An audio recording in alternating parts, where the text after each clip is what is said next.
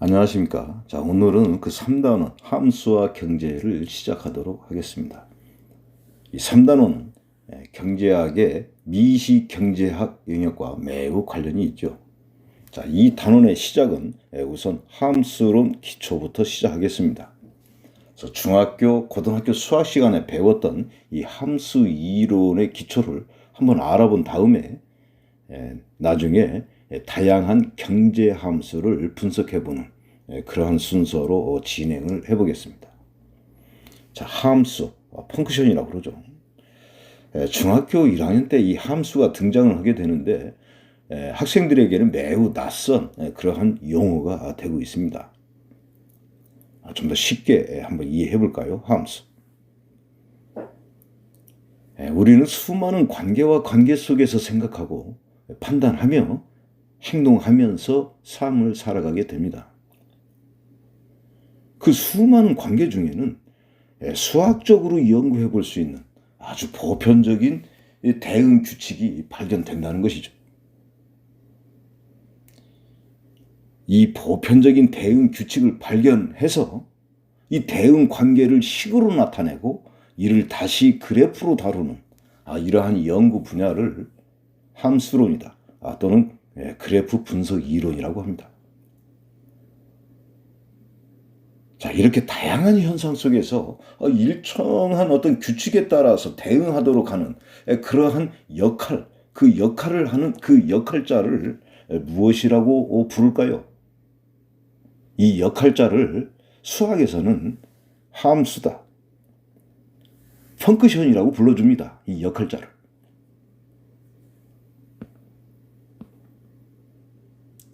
그러니까 함수라고 하는 것은 이 대응 관계를 운영하는 운전자다, 드라이버다, 이렇게 이해하실 수 있겠죠.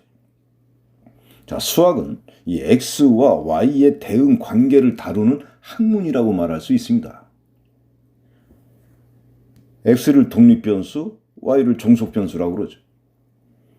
이때 독립변수 x는 가로축에, 종속변수 y는 세로축에 이렇게 나타내서 x, y의 대응 관계를 그래프로 다루게 되죠. 이 방식이 수학자가 함수를 다루는 방식이 되겠습니다. 응용학문은 이 독립변수 x와 종속변수 y를 이 각각의 그 응용학문의 특성에 맞게 이렇게 변형해서 다양한 함수를 만들어 가지고 자기 자신의 그 학문을 발전시켜 나가고 있습니다. 이러한 사실을 보면 이 수학은 이 사회 자연과학의 그 이론 체계 분석에 그 초석이 되는 아주 중요한 도구로 이렇게 활용되고 있구나 하는 것을 여기서도 이해하실 수 있는 것이죠. 자, 수학자가 다루는 함수 한번 보겠습니다. 수학은 xy의 대응 관계를 다룬다 그랬죠. 그래서 x를 이렇게 y에 대응시킬 때 이때 이 역할자, 이 드라이버를 함수 f라고 하는 겁니다. 이때 집합 x를 f에 정의어, y를 공여, fx 값, x의 함수 값, 이 집합을 치역이라고 하죠. 그래서 함수를 이해할 때는 정의어, 공여, 치역을 이해해야 되죠. 다음에 집합 x, fx, 즉 순서쌍이 되겠죠. 순서쌍 x, fx, 함수값 fx를 우리가 y라고도 하죠. y, 즉 순서쌍 x, y의 이 집합을 우리가 함수 f의 그래프라고 하는 겁니다. 그러면 수학적으로 가장 기본이 되는 대응 관계는 무엇이 있을까요? 바로 비례 관계와 반비례 관계라는 것입니다. x값이 증가할 때 y값도 증가하는 이러한 관계를 비례 관계라고 하죠. 이를 y는 kx라고 하는 이 관계식으로 우리가 나타냅니다. 이에 반해서 x값은 증가할 때 y값은 감소한다. 이때 XY는 반비례 관계라고 하죠. 이 반비례 관계식은 Y는 X분의 K 이러한 분수식으로 우리가 나타나게 되는 것이죠. 이때 이 K라는 상수를 뭐 비례상수라고 이렇게 얘기를 합니다. 그래서 비례 관계를 이렇게 그래프로 나타내 보면 직선의 형태가 되고 있고 반비례 관계를 그래프로 나타내면 이런 분수 함수의 그래프가 되는 것이죠. 이렇게 비례, 반비례의 관계를 시작으로 해서 증가함수, 감소함수라고 하는 함수 이론을 계속 전개하게 되는 것이죠. 자, 오늘은 이 비례, 반비례 관계 한번 더 알아보도록 하겠습니다. 자, Y는 KX라고 하는 비례 관계 식이죠. 이 식을 여러분들이 읽을 수 있어야 되겠습니다. Y는 X에 비례한다. Y는 KX제곱. Y는 X제곱에 비례한다. Y는 X분의 K. Y는 X값에 반비례한다. Y는 X제곱분의 K. Y는 X제곱값에 반비례한다. 이렇게 해석하실 수 있으면 되겠습니다. 한번 문제를 풀어보도록 하겠습니다. example 1번. 중심 도시에서 상품을 구매하는 주변 도시의 전체 구매량은 다음과 같은 법칙을 따른다. 주변 도시가 지금 보니까 B, C가 되고 있고 A가 지금 중심 도시가 되고 있는데 B와 C에서 거주하는 시민들은 이 중심 도시 A에서 상품을 구매한다 그랬군요. 이때 상품을 구매할 때 이 전체 구매량은 각 도시의 인구수에 비례하고 지금 전체 구매량과 인구수의 대응 관계가 설명되고 있죠. 또 중심 도시와의 이 거리의 제곱에 반비례한다. 위 법칙과 아래 표에 의거하여 신도시 C를 건설하려고 한다. 이렇게 되어 있군요.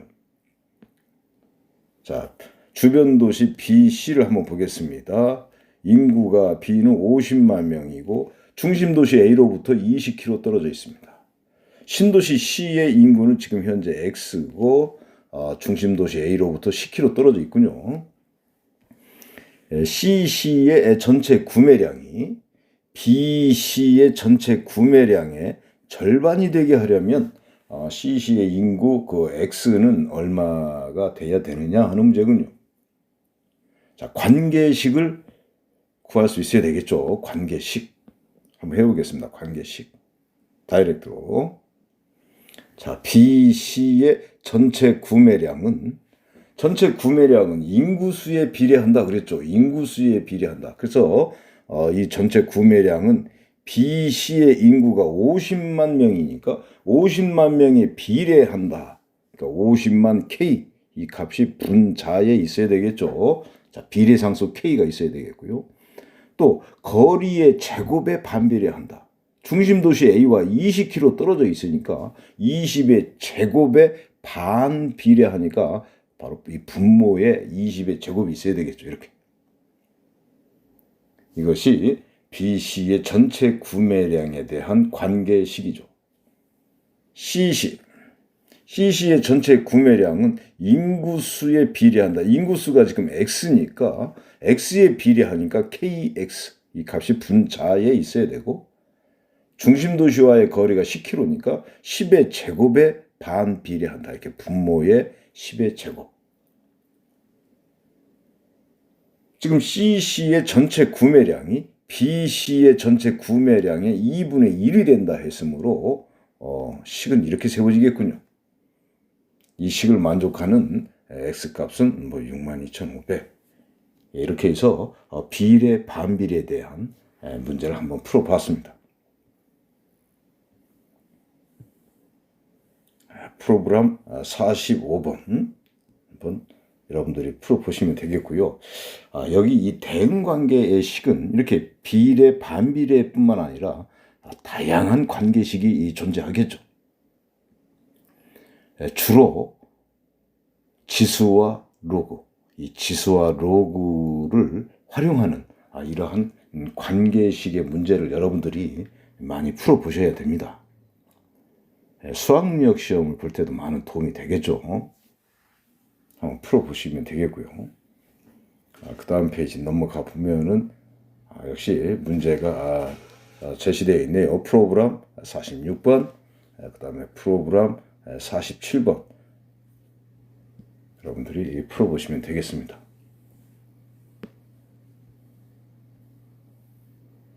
프로그램 48번까지 이렇게 보면은 이 대응 관계식의 문제들은 지수와 로그와 관련된 이런 문제가 주로 활용되고 있다. 이렇게 보시면 되겠습니다. 자, 오늘은 이렇게 해서 비례, 반비례, 대응 관계의 가장 기본이 되는 비례 관계례와 여러 가지 이 대응 관계식의 문제를 풀 수 있어야 된다. 그랬죠. 자, 함수 이론을 시작하겠습니다. 오늘은 가장 기초가 되는 이 1차 함수, 1차 함수까지 오늘 학습이 되겠습니다. 1차 함수. 직선의 방정식 이렇게도 또 이해하고 있죠. 1차 함수입니다. 1차 함수에서는 여러분들이 이 기울기 개념이 매우 중요합니다. 이 3단원 뿐만 아니라 이 4단원 이 미분과 경제편에서도 이 직선의 기울기를 활용하는 이런 개념이 이 경제 수학에 계속해서 이게 적용이 되고 있기 때문에 아주 중요해요. 기울기를 우리가 x의 증가량분의 y의 증가량, 이 값이 기울기 a다 이렇게도 이해를 하고 있고, 또는 x값이 1만큼 증가할 때 y의 증가량, 이 증가량이 a라면은 이 a가 바로 이 직선의 기울기다. 이렇게 여러분들이 이해하고 있죠. 자, 한번 이 경제 수학 문제를 풀기 위해서 example 2 한번 해보도록 하겠습니다. XY 대응 관계표가 이렇게 주어져 있습니다. 1번 직선의 기울기를 구하라. 우선 첫 번째 기울기, X의 증가량분의 Y의 증가량 이런 얘기죠. X값이 보니까 이렇게 100에서 200으로 100만큼 증가할 때 Y값은 50에서 40, 즉 10만큼 감소하고 있죠. 그래서 기울기는 마이너스 10분의 1이다. 자, 어렵지 않죠? 2번.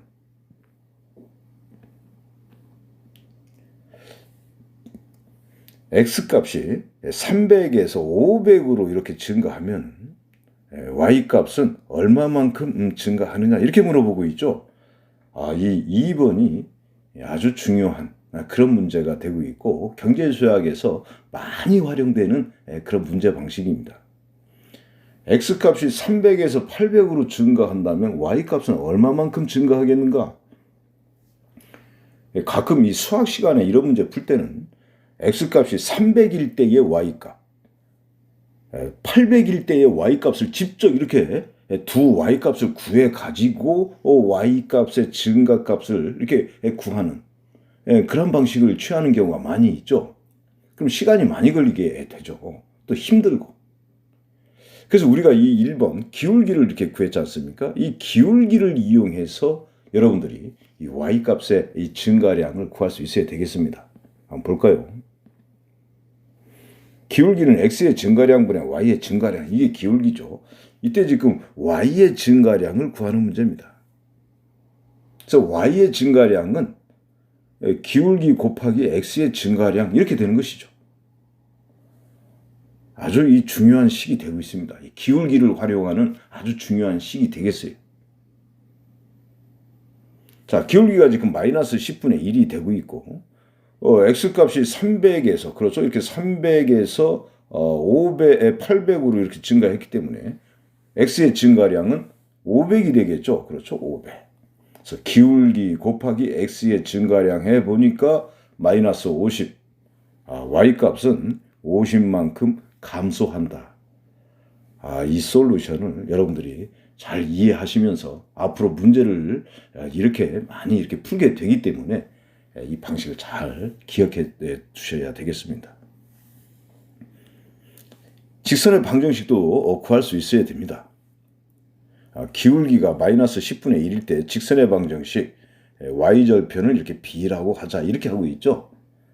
그래서 이 표를 보면은 x가 100과 y가 50이 지금 대응하고 있기 때문에 이 대응 관계를 이용해서 상수의 b의 값을 이렇게 구할 수 있다.